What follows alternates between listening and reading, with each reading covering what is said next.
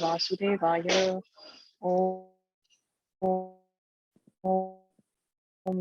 Namo Bhagavate Vasudevaya.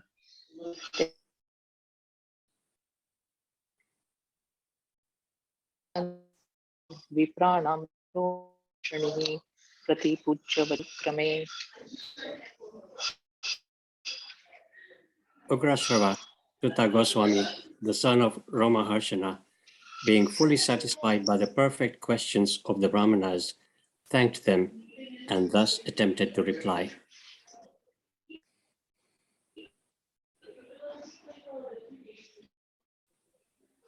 Sutta Vapeta Krityam Vaipayano Virhakata Ajupava Taravibu.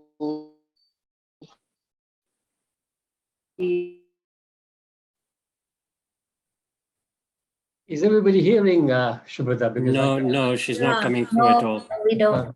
Shubhada, we're not hearing you. It's coming through bits and pieces, then it's cutting off. Yeah, maybe a lot of noise, background noise. Also, somebody seems to be washing dishes in the background.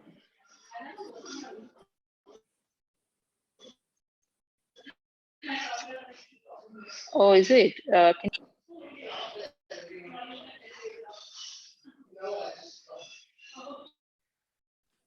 think we need to mute everybody, otherwise. Can you hear me better now, Prabhu? Okay, now it's better. Actually, Palika Mataji, actually sound was coming from Shubhada Mataji's. So it was, everybody else was muted. So yeah, now there's still noise coming from the background. Shubhada, are you at home?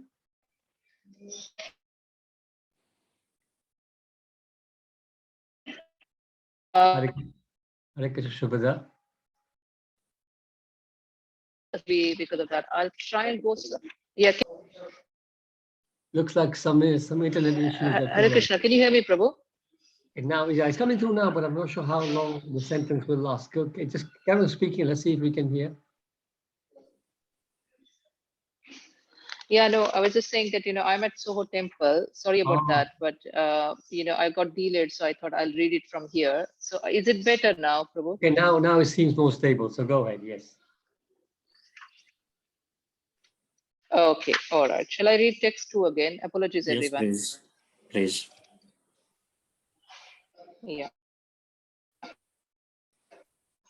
Sutta Uvacha Vaipayano Virha Katar Ajubhava Putreti Tanmayataya Taravopi Netu Tam Sarvabhuta Rudayam Muni Banatosmi. Srila Sutta Goswami said, "Let me offer my respectful obeisances unto that great sage, Sukadev Goswami, who can enter the hearts of all. When he went away to take up the renounced order of life, sannyas, leaving home without undergoing reformation by the sacred thread or the ceremonies observed by the higher castes, his father, Vyasadeva, fearing separation from him, cried out, 'O my son, indeed, only the trees which were absorbed in the same feelings of separation echoed in response to the bereaved father.'"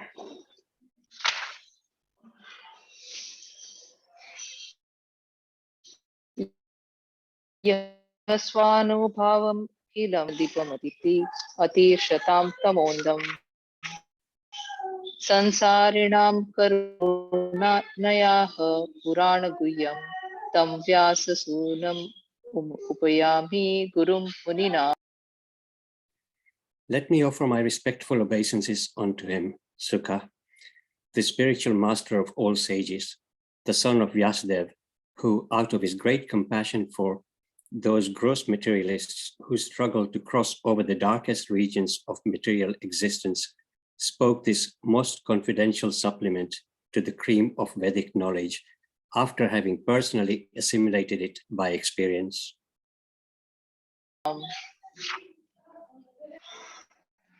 Narayanam Namaskritya Naram Chaiva Narottamam Devim Saraswatim Vyasam Tato Jaya Mudirayet. Before reciting the Srimad Bhagavatam, which is the very means of conquest, one should offer respectful obeisances unto the personality of Godhead, Narayan, unto Narayan, Nar Narayan Rishi, the supermost human being, unto Mother Saraswati, the goddess of learning, and unto Srila Vyasadeva, the author. Munayah sadhu prushtoham bhavati kamandalam atma suprasidati. O sages, I have been justly questioned by you. Your questions are worthy because they relate to Lord Krishna and so are of relevance to the world's welfare. Only questions of this sort are capable of completely satisfying the self. Yavai punsam paro dharmo yato bhaktira dokshaje ahetukya prati hata yayatma suprasidati. The supreme occupation, dharma, for all humanity is that by which men can attain to loving devotional service unto the transcendental Lord. Such devotional service must be unmotivated and uninterrupted to completely satisfy the self.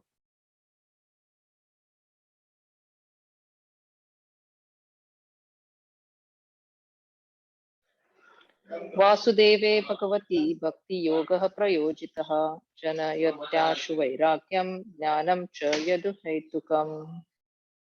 By rendering devotional service unto the personality of Godhead, Sri Krishna, one immediately acquires causeless knowledge and detachment from the world.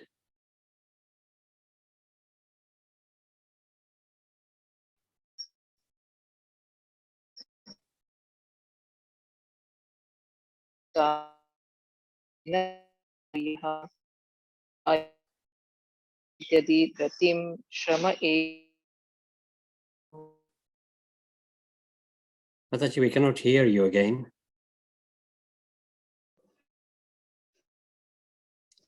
The occupational activities a man performs according to his own could you not hear position. me? No, we cannot hear you when you are reciting the verses.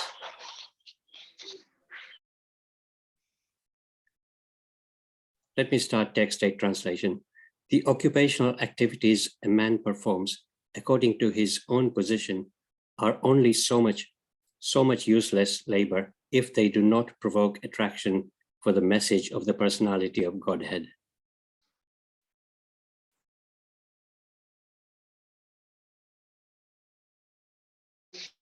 Krishna, can you hear me now? No, we cannot. Actually, Shubhadeva, just wait. Yeah, there's a sound issue, and also I realized another issue on my side. Instead of the English version of the text, Santosh Mataji just reminded me that I'm showing everybody the Sanskrit. So let me just change that. Whilst you can try and see if you can move to another place so maybe some other room or something. But Shubhadeva, let's do that. In the meantime, I will just try and change this.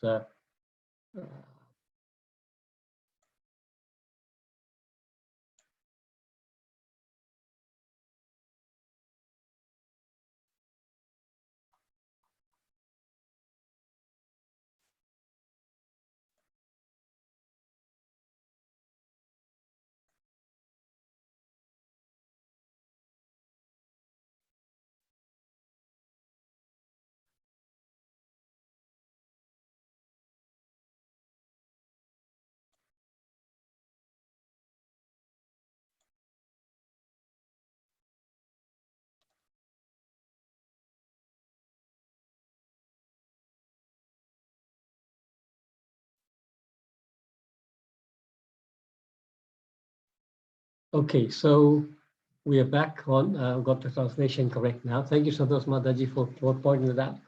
Shubhada, are you still there? Yeah, can you hear me, Prabhu, better? Yeah, We sounds can much now. better. Yes. So I think we've done 8. You can start 9. Yeah, sorry, apologies, everyone. धर्मस्यापवर्गस्य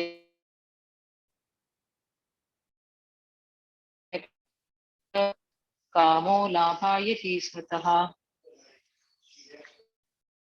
All occupational engagements are certainly meant for ultimate liberation. They should never be performed for material gain. Furthermore, according to sages, one who is engaged in the ultimate occupational service should never use material gain to cultivate sense gratification.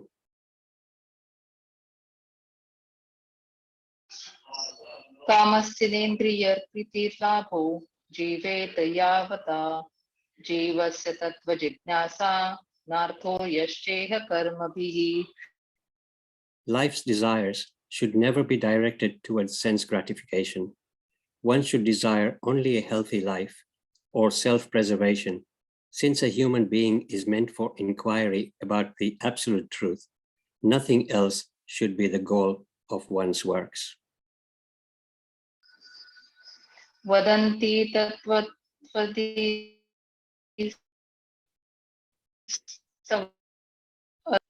परमात्मेति भगवानीति शब्दते.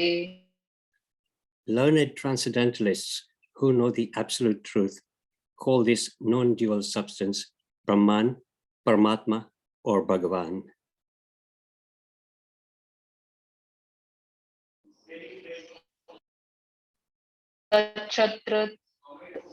तच्छत्रदाना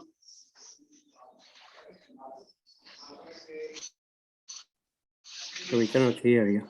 apologies. तत्र युक्तया पश्यन्त्यात्मनि च मानं भक्त्या श्रुतगृहीतया. The seriously inquisitive student or sage, well equipped with knowledge and detachment, realizes that absolute truth by rendering devotional service in terms of what he has heard from the Vedanta Shruti.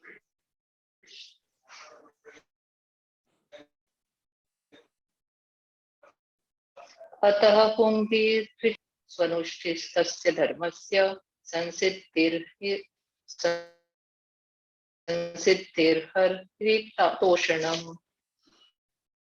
O best among the twice born, it is therefore concluded that the highest perfection one can achieve by discharging the duties prescribed for one's own occupation according to caste divisions and orders of life is to please the personality of Godhead.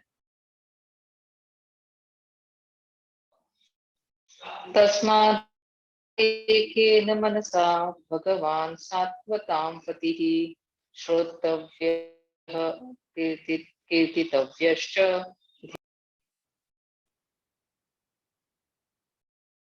Therefore, with one pointed attention, one should constantly hear about, glorify, remember, and worship the personality of Godhead, who is the protector of the devotees. हेयः पूज्यश्च नित्यदा.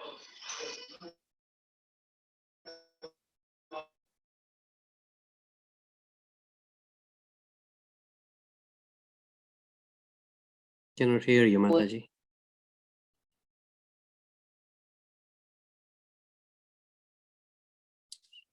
With sword in hand, intelligent men cut through the binding knots of reactionary work, karma, by remembering the personality of Godhead.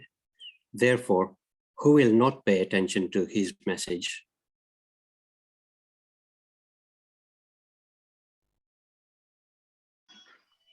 Hare Krishna, can you hear me now? No, we cannot, Mataji.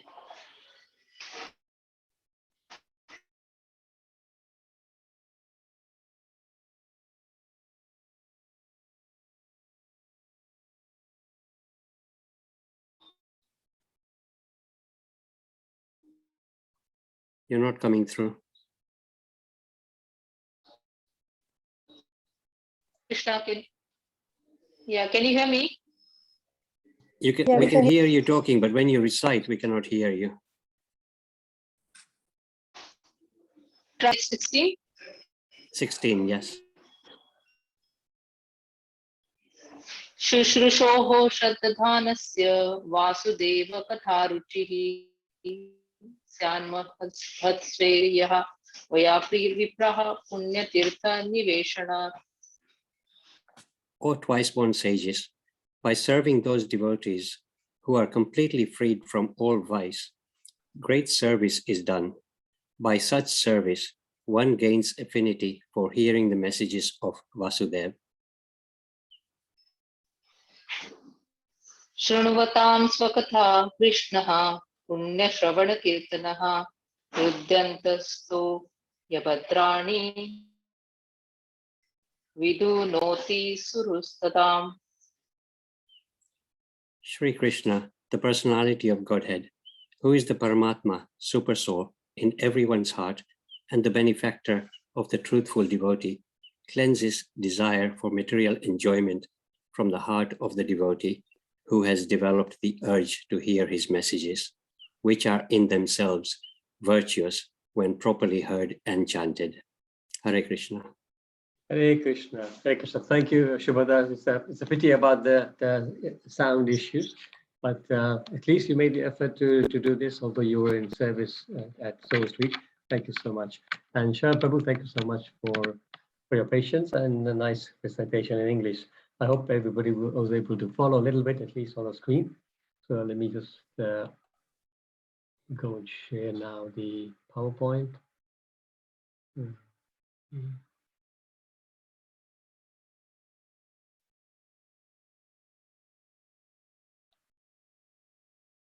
Not that one.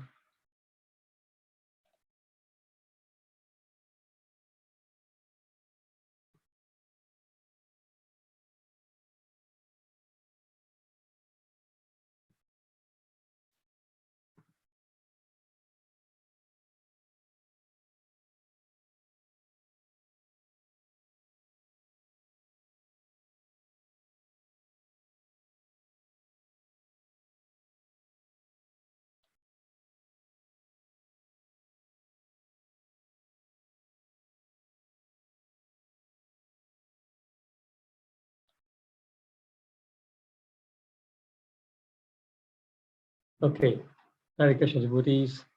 Sorry about the sound issues and everything. They're running a little bit late, but we will make a start. So we are continuing to read from Srimad Bhagavatam, first canto, chapter 2, entitled Divinity and Divine Service. So we will do, as usual, just do a quick recap of the verses so far. So verses 1 to 7, Sutta Goswami begins as a reply to the questions by the sages.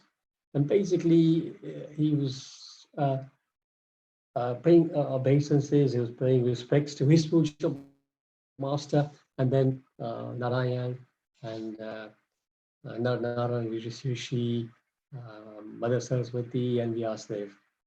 And then he continued to answer. So in 6 and 7, he answered questions about what was ultimate good for all people. And the answer was Sarvetum Samparo Dharmo Yato Taki Atokshije, to develop love of Godhead. That was the ultimate good. And then the next question was explained. So explaining the essence of all scriptures. The essence of all scriptures, Sutta Goswami said, is to inquire about the absolute truth. So now today's verse actually now speaks about the absolute truth. So we'll go to today's verse, 1 to 11. Om Namo Bhagavate Vasudevaya. Om Namo Bhagavate Vasudevaya. Om Namo Bhagavate Vasudevaya. Vadanti Tattvavedas Tattvam Yajnanam Advayam Brahmeti Paramatmeti Bhagavaniti Shabdyate. Learned transcendentalists who know the absolute truth call this non-dual substance Brahman, Paramatma, or Bhagavan. So yes, today's verse, without Prabhu covered that, and in that verse, Sutta Goswami says that one should only inquire about the absolute truth. Jivasya Jivasya Tattva Jignasa. So now today's verse is now explaining what is Tattva Jignasa, what is absolute truth, what is Tattva. So this verse is very, very important actually. Prabhupada quotes this, I think, more than 400 times in his lectures and talks and everything. So you will hear this verse very regularly when you hear Prabhupada's lectures.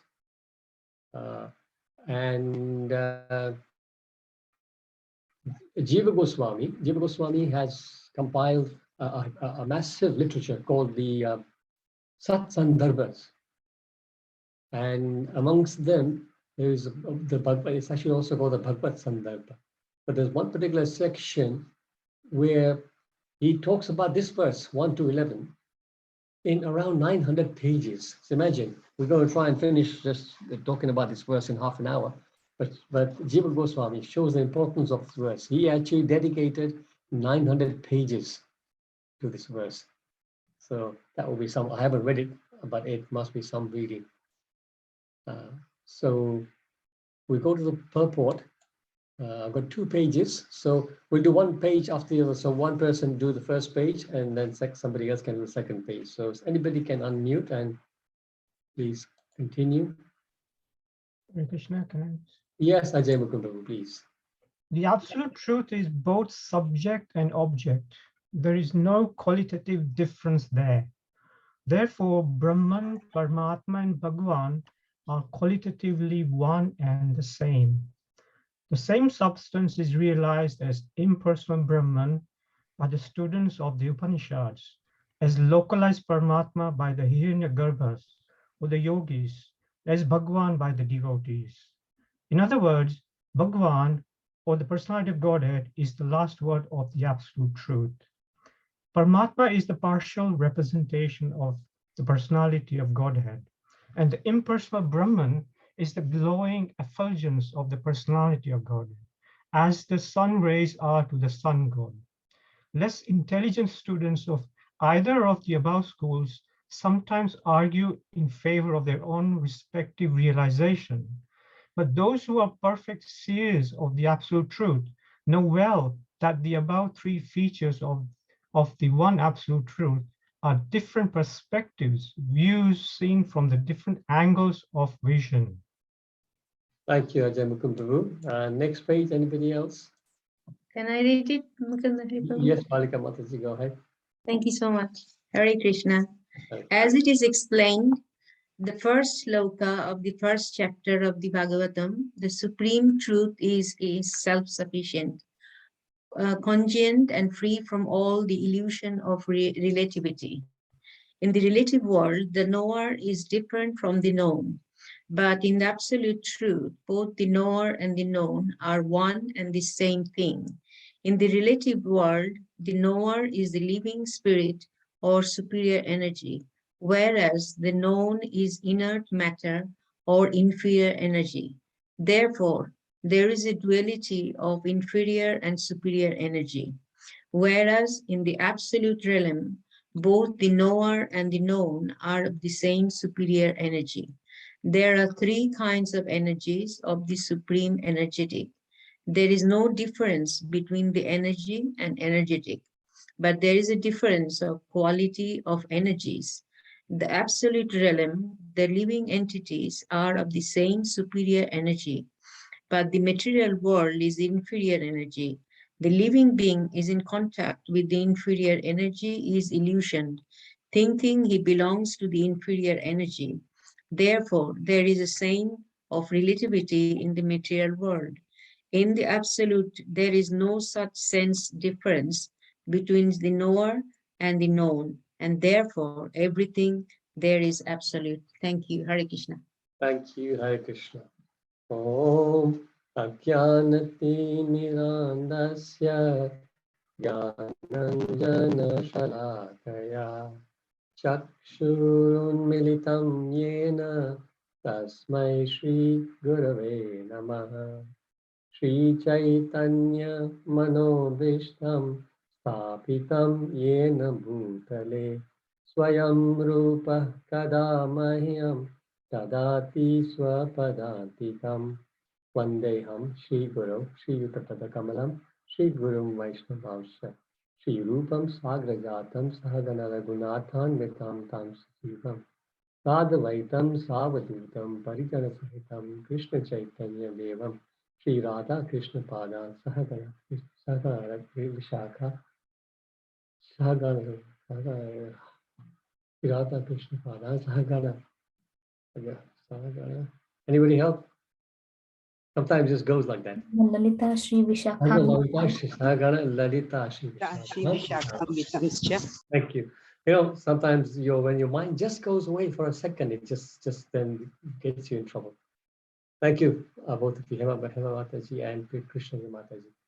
Hey Krishna, Karuna Sindhu, Dina Bandhu Jagatpate,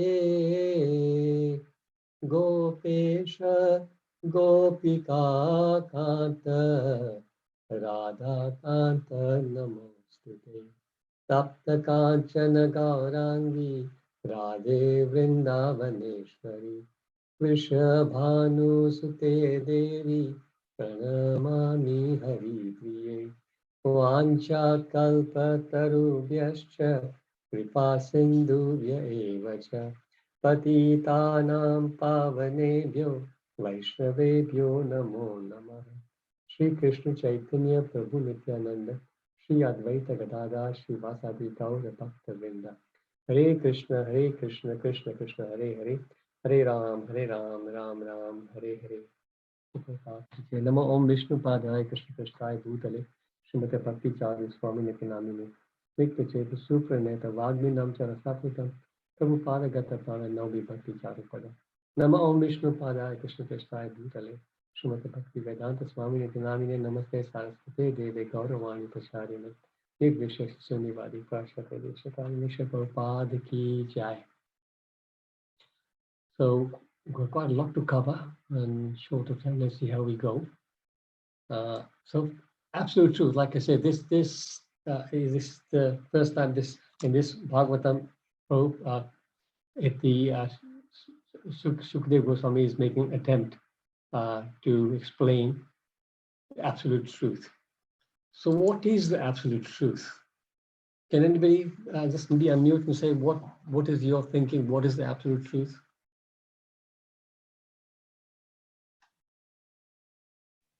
Krishna, the Supreme Personality, is the absolute truth. This is my understanding. Yes, ultimately that's true, absolutely true. Any other way? I saw Ajay Mukunda Prabhu also unmute. The first text of Bhagavatam defines absolute truth. Not that I can remember it, but it breaks down to 6 or 7 different bits. Okay, yes, good. Shalaja Mataji. Hare Krishna Prabhuji. Something that does not change with respect to the time and place and matter and the different realms of the world. Something that remains absolutely true, irrespective of all the worlds and lokas and universes beyond time, material energy, and all that. Maybe. Perfect. Yes, thank you. That's the kind of definition that makes us understand what it means. So here I picked up 4. So absolute truth is a reality which does not change over time. So think about anything, right? Absolutely everything will change, but the absolute truth will remain the same. So something that never changes over time is the absolute truth. And then, as Parika Mataji says, when you keep going, finally you reach Krishna. Then all other truths are relative to it or depend upon it. So everything absolutely, aham sarvasya prabhavo mata sarvam parvatate. Again, so everything emanates from him. Everything depends on him. And he's the source of everything, the same verse. And it is the ultimate cause of all causes. So this is like you can have many more definitions, but I picked up just 4 for today's exercise. So this is how we understand the absolute truth in terms of the philosophy, but the personality who's the absolute truth is the Supreme Personality of Godhead. So that's that. Now, in Sanskrit, what is the term for absolute truth? Anybody? Hare Krishna, is it Param Satya? Param Sattvam. Yes, thank you so much. Yes, Param Sattvam. And so in Param Sattvam, it is so mentioned in whenever Prabhupada speaks about the Param Sattva, the absolute truth, he also says that Krishna and his name both are absolute truth. They are both absolute and there is no difference. And that's explained in the Chaitanya Charitamrita, where Chaitanya Mahaprabhu is quoting this verse from Padma Purana. He says, Nama Chintamani Krishna's Chaitanya Rasa Vigraha Purna Shuddho Nitya Mukto Abhinna, although there's no A there, but it's Abhinnatva Nama Namina. The holy name of Krishna is transcendently blissful. It bestows all spiritual benedictions, for it is Krishna himself, the reservoir of all pleasure.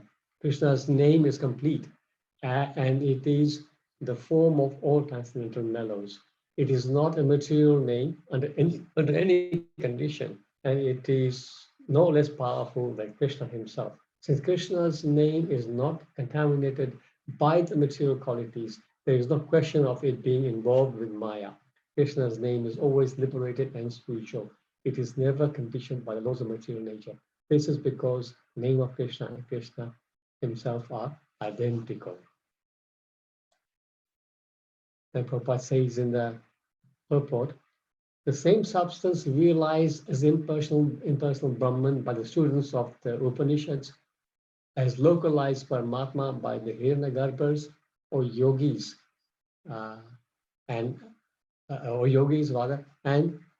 as Bhagavad by the devotees.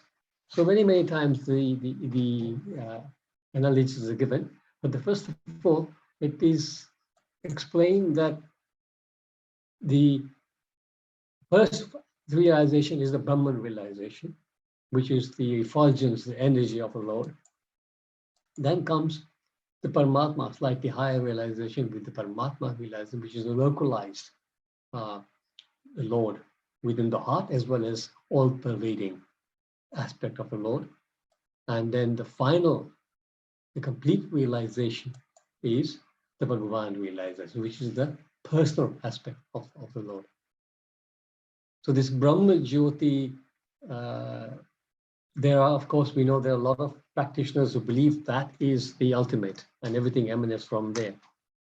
But there's a verse in the Upanishad, the devotees who have done Bhakti Shastri will be familiar with this verse, at least in our year, 2010-11, we have, this was one of our memory verses. So text 15 of the Upanishad says, Hiranmayana patrena satyasya bhipudam mukham tattvam pushana pavenu satya dharmaya drishyate.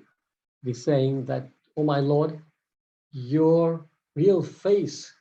So you see, if those people are thinking that this is Brahma Jyoti is everything, then Ishopanishad, because they quote Ishopanishad to actually prove many of their points about impersonalism. Ishopanishad itself is saying that your real face. So if there is something impersonal, there cannot be a face. It says your real face is covered by your dazzling effulgence. Kindly remove that covering and exhibit yourself to your pure devotees. So we're saying the final is Bhagavan. And so we can now go back and look at the yoga letter. So that Prabhupada says, let me just adjust the screen for you to see too. In other words, Bhagavan, or the personality of Godhead, is the last word of the absolute truth. So we can just, everybody who knows the yoga letter, we've done it many times in this session, and other speakers must have done it as well. But we can start. Where does it start? What is the bottom of the ladder? Ugra karma. Ugra karma, very good. Ugra karma. Ugra karma actually meaning animalistic life. If somebody who actually doesn't believe in any God, doesn't believe in anything, and they just live life just to enjoy and nothing else. So that is called Ugra karma. It is said, Prabhupada mentions this verse many times from the Hitopadesh. It says, Ahar nidra bhaya maithunam cha Samanam etat pasubir naranam. So ahar nidra bhaya maithunam, which means ahar is eating, nidra sleeping, bhaya defending or fearing, maithunam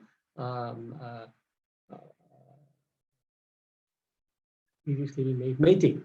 Right? So these are very common. So ahar nidra bhaya maithuncha samanyam etat pashubir naranam. So pashu and nara, which means animals and humans, is common. These four are common. But dharmo hitesham adhiko vishesho. The dharma is the only thing which is adhik, which is different, and vishesh, unique for humans. And the final word, line which Prabhupada often uses is dharmena hina pashubhi samana. So anybody who doesn't have dharma in their life, they are pashubhi samana. They're just like animals. So that is ugra karma level. What's the next level? Karma kanda. Karma kanda. Very good. Karma kanda is when somebody like this, they have got some religion in their life, but it is very much to do with their own selfish motives.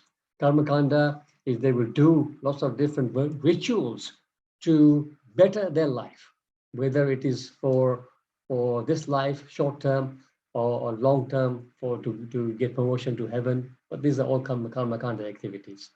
And next one.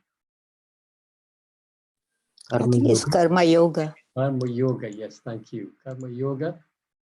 So karma yoga this is when yoga means connection. It comes from the root word yuj.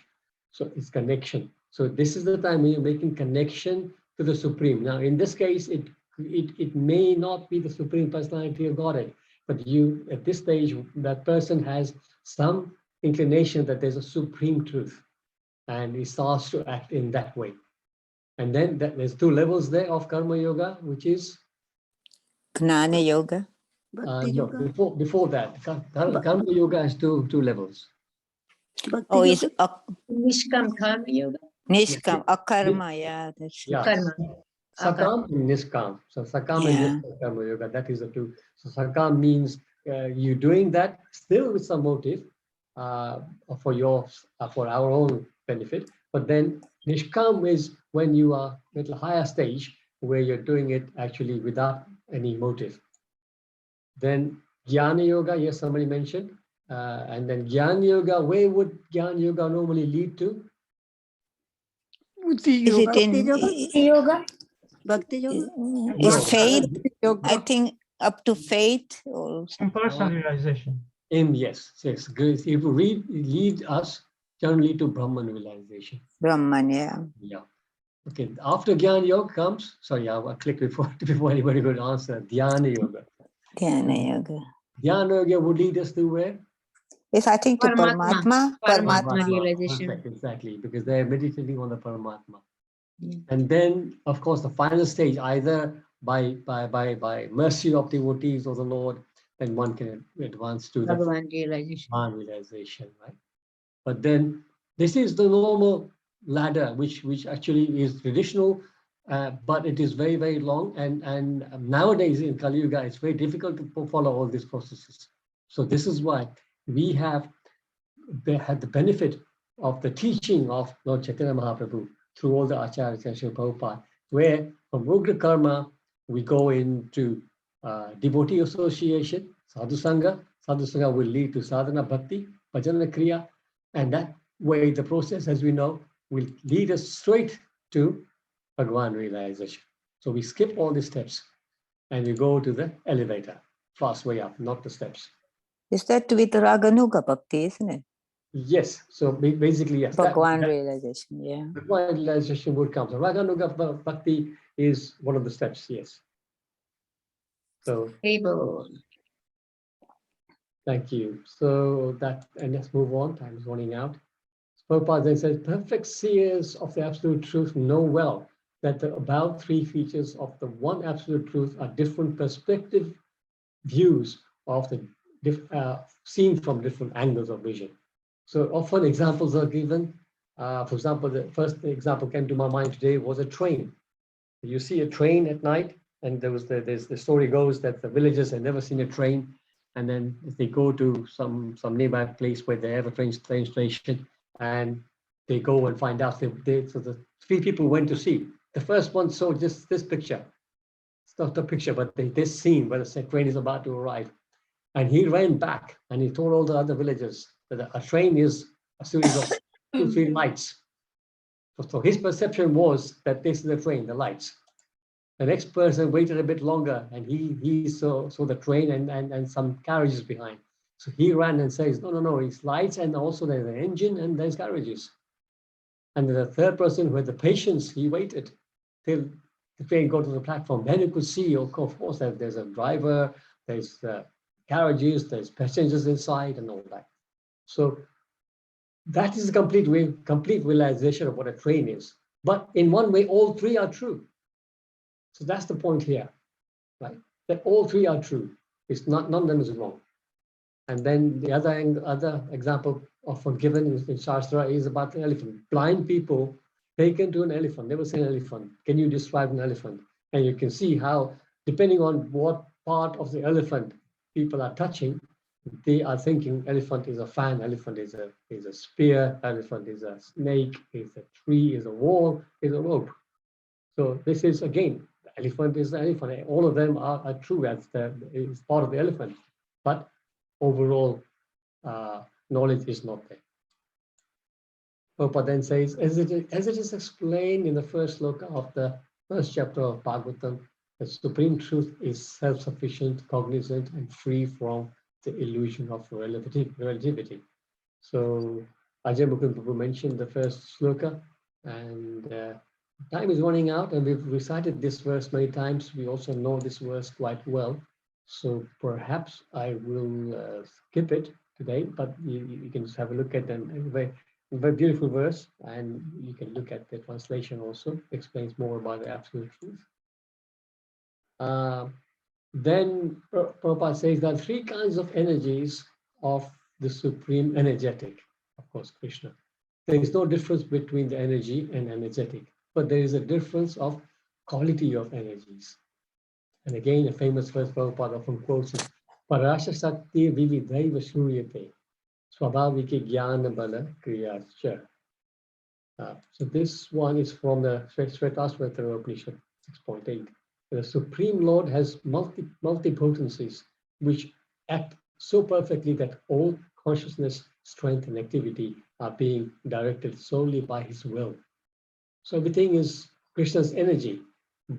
And Parasha means he's got multifarious energies, but they are, and they're automatic. They're working as if it's automatic. Now we see how nature is working, and the person who doesn't have the knowledge would think everything is working automatically. And the non-devotees always say, right, everything is working automatically. But nothing can work automatically. There's an intelligence behind it to make it work so precisely. So many times we've discussed this also. So yeah, I said there are three kinds of energies. The first one, anybody can tell me the three major categories of Krishna's energies? Antaranga, Bahiranga, and Tathastha. Perfect, yes. And English? Internal, external, and marginal. Yeah, internal. So internal is spiritual, and that is Antarangi Shakti. That Yeah. And then external, which is the material energy, and which is Bahirangi. Bahirangi. Marginal, which is the living entities, and that is Tathastha. So that is the three Prabhupada speaking about, the three broad categories of his energies. So why are we in the marginal? Can anybody explain?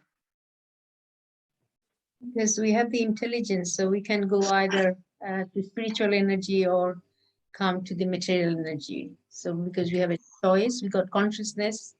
So by using the consciousness and being part and parcel of the supreme energy, so we can go, I mean, it's our choice also. Perfect, exactly right. Thank you, Palika Mataji. Yes, we have a choice whether we remain here or actually leave here and go back home. So we are marginal, but we are superior to the material energy. We actually are. We are also spiritual beings, but being covered, we are not able to make the right judgment. Prabhupada then says in the purport, the absolute realm and the lips of absolute realm and the living entities are of the same superior energy, but the material world is inferior energy. Okay, and next. The living being is in contact with the inferior energy. So the living being in contact with inferior energy is illusion, thinking he belongs to the inferior energy. So this is the problem. This is what illusion means. Illusion means that we have forgotten our real identity and we are identifying with the modes of nature. And this is explained in the 14th chapter of Bhagavad Gita, text 5. It's Sattvam Rajastama iti guna prakriti sambhava nibadnanti mahabaho dehe dehinam avyayam. It says material nature consists of three modes: goodness, passion, and ignorance. When the eternal living entity comes in contact with nature, Almighty Arjuna, he becomes conditioned by these modes. And the purport, it is says the living entity, because he is transcendental, has nothing to do with this material nature. Still, because he's become conditioned by the material world, he's acting under the spell of the three modes of material nature. Because living entities have different kinds of bodies in terms of different aspects of nature, they are induced to act according to that nature.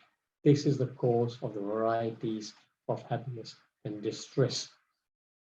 So we will stop here. It's already 8:35. One thing I forgot to do when Shubhata was on. Is Shubhata still here? I don't think so, Prabhuji. I'll just check actually. Yeah. Because she said she was on her way home. She's sitting in the train. Oh, yeah. So, yeah, sorry about that. I actually meant to mention that it was her birthday today.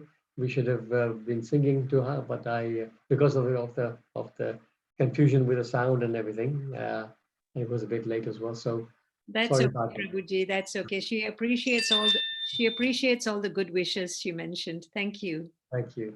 So you can maybe you can pass a message to her that we meant to do this, but we forgot to do it at the beginning. Okay, so thank you all. Any comments, any questions, any realizations, corrections, please? Very nice class, Mukunda-Hari Prabhu. Very, very well explained, and I felt it was very clear. There was no hidden, that the explanation you did.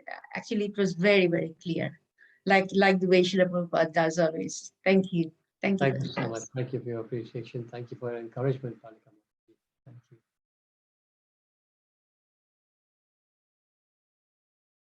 Prabhuji, Hare Hare Krishna, Namrata Mataji. Prabhuji, as Balika Mataji said, wonderful class, very nicely explained. Thank you, Prabhuji. Prabhuji, just a very quick question, if I may. So, Prabhuji, where you explained the internal, external, and marginal energy, and one of the Mataji said that we are living entities, and hence we are the marginal energy, but we can choose to be spiritual or material. So Prabhuji, does that mean that if I'm trying to go toward the spiritual path, I am trying to be towards the internal energy? Yes, exactly. So all of us are making progress. We are getting closer to Krishna's internal energy. Devotees who are really advanced, they are literally living, although they are living in the material world, they are called Jivan Mukta, which means that although they are living in the material world, they are not attached to it. And this way, they are actually living in the spiritual energy of the Lord, in the internal energy of the Lord. Yes. So the more progress we make in Krishna consciousness, the more spiritual we get. And that means that you're going away from the Tatastha status to the Antaranga status. Hare Krishna, Mukunda-Hari. I just thought of something. Sorry for interruption. What I was thinking today, as I was driving, I was listening to Srila Prabhupada's lecture, and I was also thinking of, because we have a discussion group, Bhagavad Gita discussion group, and we are kind of a newcomer, and we were discussing the introduction of Bhagavad Gita, where Srila Prabhupada explained elaborately the 5 topics of Bhagavad Gita. Like Prakriti, Jiva, time. And I think Srila Prabhupada has given us in that introduction so that we read that thoroughly, so that we can, because the whole subject matter of the Bhagavad Gita is on the 5 topics. So if we understand that very nicely, actually, it will help us to understand Bhagavad Gita, and also the nature, also the way we act, way we speak, the way everything, actually we are creating another body or not creating another body. That means the mode of material nature will work according to what I'm doing at the moment. Every time we are creating subtle body by the activity of what we are doing at the moment. So if we do all the spiritual activities all through the day, I'm sure the subtle body will eventually fall off. And then that's what I heard Bhakti Charu Maharaj once, many years ago, and it never goes from my mind. And there was somebody has passed away, and Bhakti Charu Maharaj was saying that when we can get rid of the subtle body, then we go to the spiritual world. And I never forget that. It was such a profound knowledge. And it's really, what we have to do in this material, now in this life, we have to work towards it so that we can get rid of our subtle body, so that we can go to the spiritual world. It was very, very nice. Thank you. Thank you so much for sharing that, Palika Mataji. Absolutely right. Yes, exactly. So, thank you. Anybody else? Any comments? Hare Krishna, Krishna. Prabhuji. Yes, Pramila Mataji. Just following up on that about the subtle body, I thought when the soul departs from this body, it's the subtle body, the mind, intelligence, and ego goes with the karmas onto the next stage. Is that not right? That's correct. Absolutely correct. So in the normal stage of the transmigration within the material world, Pramila Mataji, the subtle body carries mind, intelligence, and false ego, and then that it dictates and takes us over to our next body. But what Palika Mataji was referring to was when we finally become spiritual, when our Krishna consciousness has reached the maturity stage, and we have reached the prema stage, then the subtle body dissolves, because as long as we have the subtle body, we are going to be tied to the material world. But ultimately, we have to dissolve, because every time we change the body, we are leaving the gross body behind. But we're taking on another gross body, because we have the subtle body. The subtle body has to have another gross body sooner or later. So whilst we have the subtle body, we'll keep on getting material bodies. The trick is to get rid of the subtle body. And the only way to get rid of the subtle body is to spiritualize ourselves. So two ways is explained. Sometimes it's explained that when we become spiritual and our sadhana and our bhakti becomes really pure, then some say that the subtle body dissolves and disappears. Others say that the elements in the subtle body are spiritualized. So for example, our ego, from being false ego, it becomes true ego, which means we have a spiritual ego, which is nothing to do, is the diametrically opposite ego, which means our false ego thing makes us think that we are the bosses here. But when we have the real ego, we know we're the servants of the Lord, like that. So our mind, intelligence, is also similarly spiritualized. So we have a spiritual mind and a spiritual intelligence. So this is known as evaporating of the subtle body. Yeah, thank you so much. Thank you. Thank you so much. Hema, then you unmuted. Oh, sorry. Thank you, Prabhuji. Very insightful. insightful class. I really learned a lot. My question was something I read in Rishabh Deva's teachings, and it was, is it about we cannot see the Bhagwan feature unless we have surrendered to the elevated souls, to the spiritual master, and we get the mercy of the Lord himself. Is that understanding right? Totally, totally. Prabhupada often says, you can't jump over. You can't jump over. You know, you need the process is to go through the spiritual master. That verse in the 5th canto, 18th chapter. I'm trying to get the wording right. Where it says actually that no, 15, 12, 12, 15, 12, 12, where it says that that one cannot understand. It's about King Rahu, sorry, King Rahugona and the conversation between Jadabharat. And it says that one cannot understand the absolute truth just by performing all the rituals. That absolute truth is only revealed to one who has the mercy of the devotee, one who has had the opportunity to cover his whole body with the dust of the lotus feet of the Lord. So yes, without the mercy of our spiritual masters and senior devotees, we cannot move a step further. Totally right. Okay, okay. Thank you, Prabhuji. Thanks for clarifying that. Okay, so Surabhi Mataji said, is Bhagwan realized possible of worshipping Krishna without going through Chaitanya Mahaprabhu? This is from iPhone. I'm not sure who the person is, but yeah, Bhagwan realized it possible. Why worshipping Krishna without going through Chaitanya Mahaprabhu? Okay, so yes, it is possible because we are not the only path. You can actually go through different paths and through different spiritual masters and different sampradayas. Yes, of course, it's possible to achieve Krishna that way, as long as you follow the process according to that sampradaya. As long as it is one of the 4 main Vaishnava sampradayas, yes, it's possible. Mostly, though, we probably end up with Vishnu rather than Krishna. The beauty about the process that Chaitanya Mahaprabhu has given us is that the other processes are much longer. Chaitanya Mahaprabhu has given us a direct route, as we mentioned earlier in the slides. So that's the process we follow.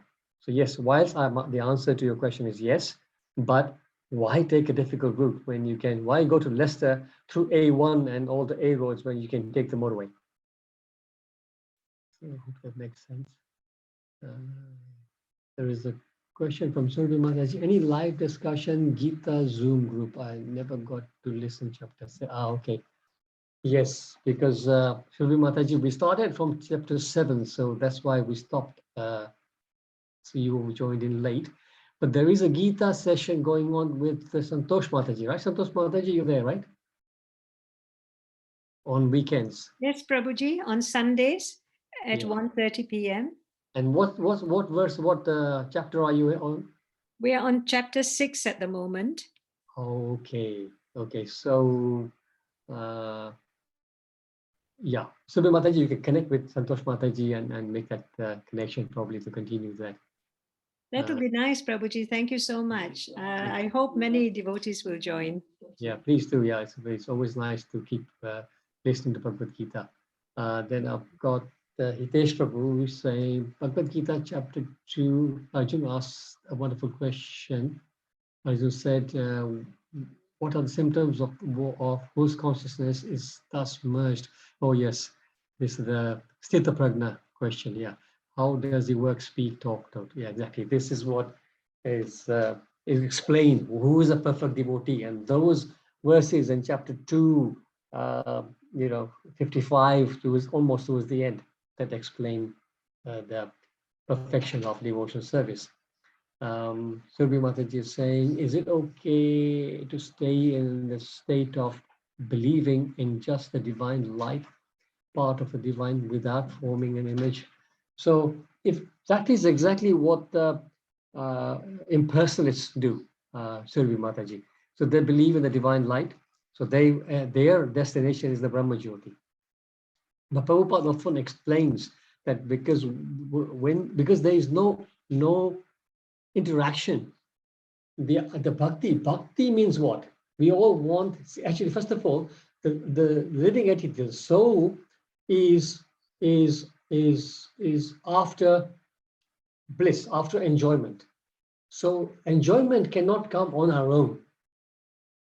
Prabhupada, I think Bhakti Maharaj explained once in the class I was listening to. He said maybe somebody gives us, says, okay, fine, I've got a beautiful home for you. It's in the countryside. It's worth $10 million, fully equipped with everything, and I want you to go and live there. We say, wow, fantastic.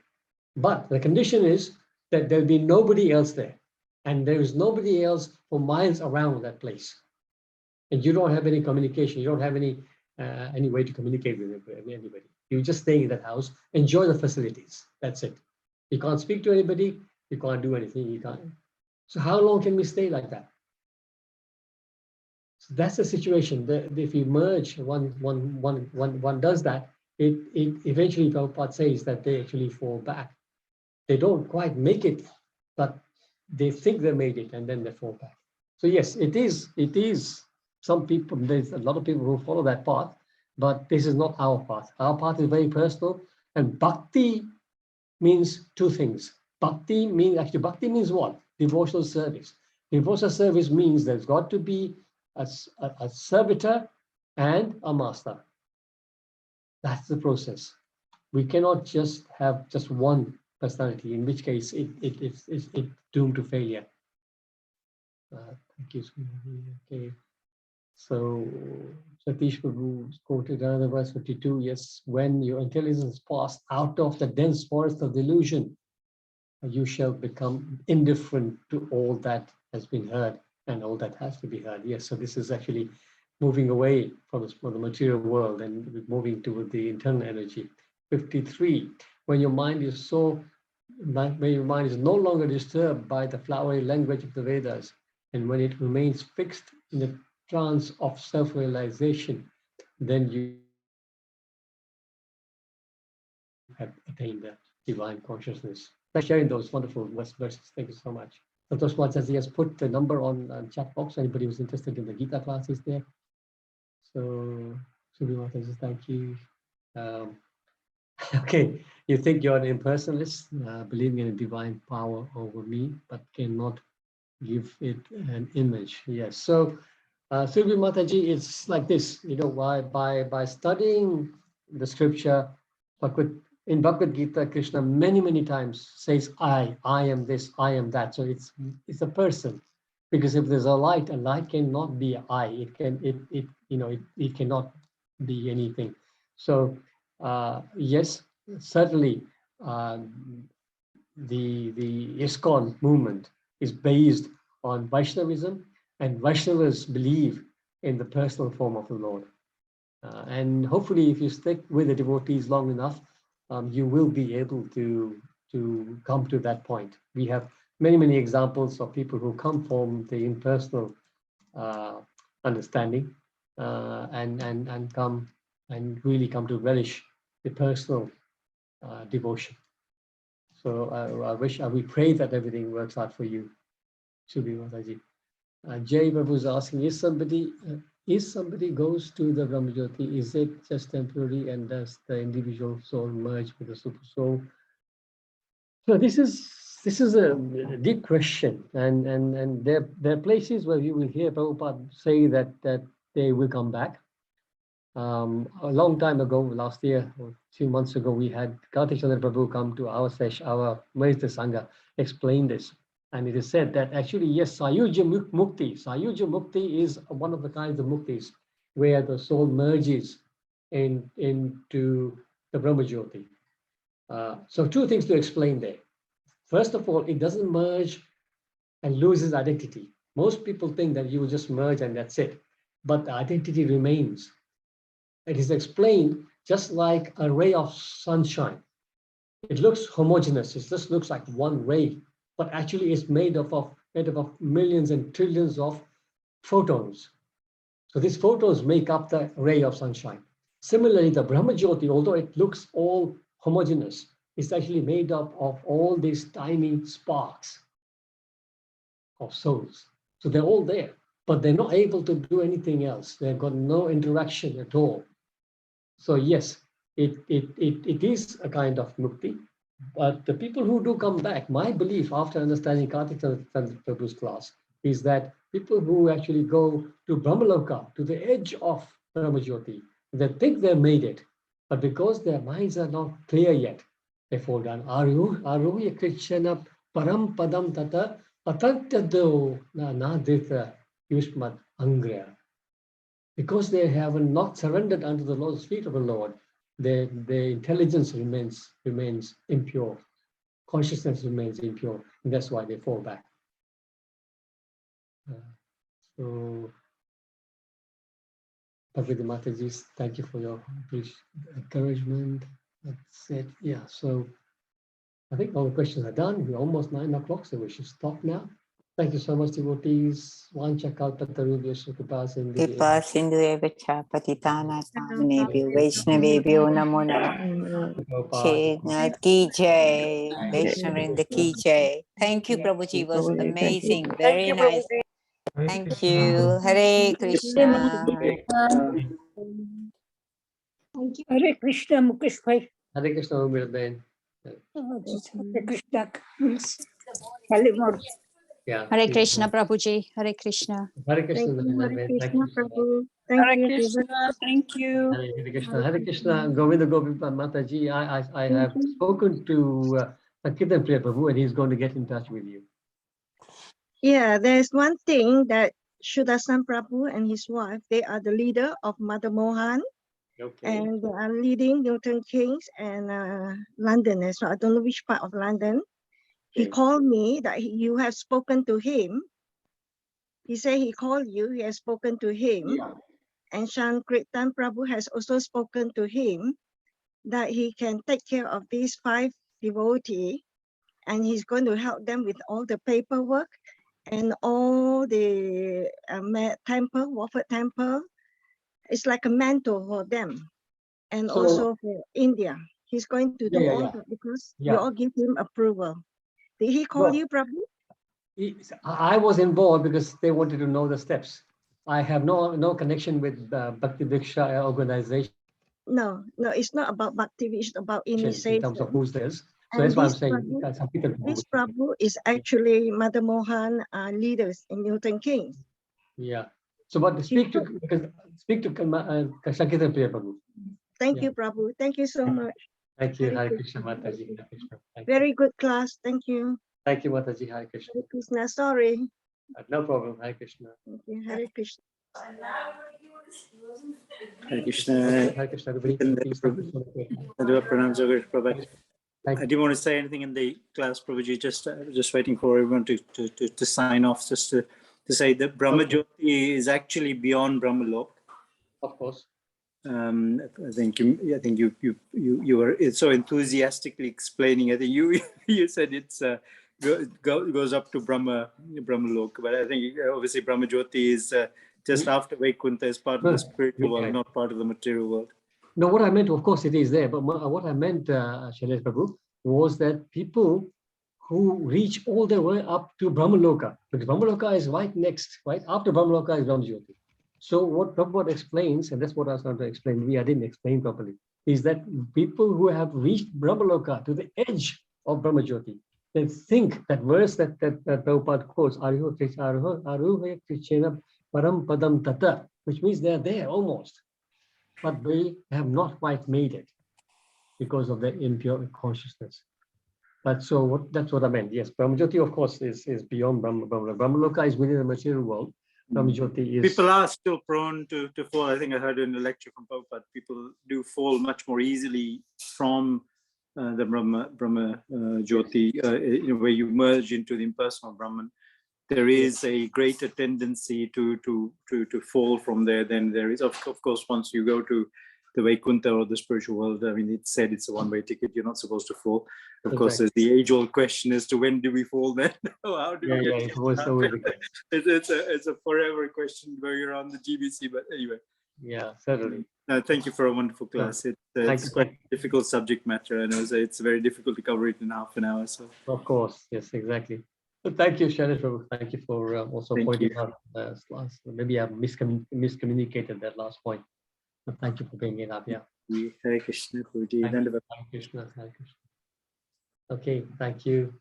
Hare Krishna. Hare Krishna. Thank you so much. Thank you.